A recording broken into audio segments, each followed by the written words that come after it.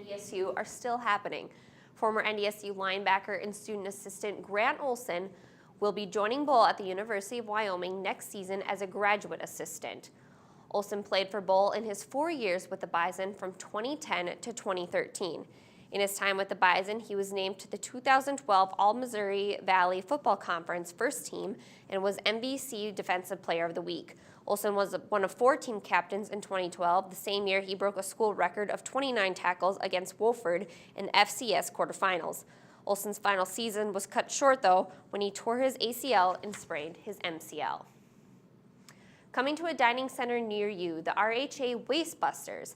This past year, the Residence Hall Association has started to think of ways to help sustainability among the NDSU campus.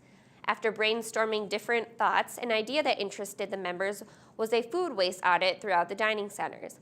Once permission was given by the dining centers, a blind tracking was the first step, where members scraped the food but behind the scenes. Then they made their way to the front and made it shown what food students were throwing away. RHA not only wanted to help with sustainability, but also hopes this will enlighten the students.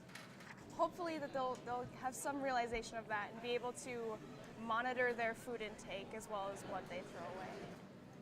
RHA will continue to gather data with food tracking throughout the semester. They also have plans to work on conserving in other areas, such as paper products. The Senate has passed a bipartisan bill supporting the controversial Keystone XL Pipeline. 9 Democrats voted with Republican senators Thursday to approve the bill. The pipeline would transport crude oil from Canada to refineries on the Gulf Coast. The president has promised to veto this legislation if it makes it to his desk. The Senate bill needs to be reconciled with the House before it can move forward. Even though the Bison men's basketball team plays at Shields Arena, not the Bison Sports Arena this year, that hasn't changed the success they've had at home. NDSU was riding the 7th longest home win streak in the nation going into last night's game against Denver. The Bison won a thriller over the Pioneers in overtime, 61-54. NDSU extends its winning streak to 21 games. Corey Brown chipped in 11 points and a career-high 13 rebounds. And now let's take a look at the weather, brought to you by MapBus.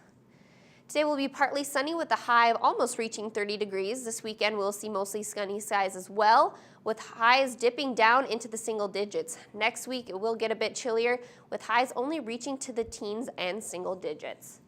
This has been an SUTV News Update, brought to you by the NDSU Bookstore.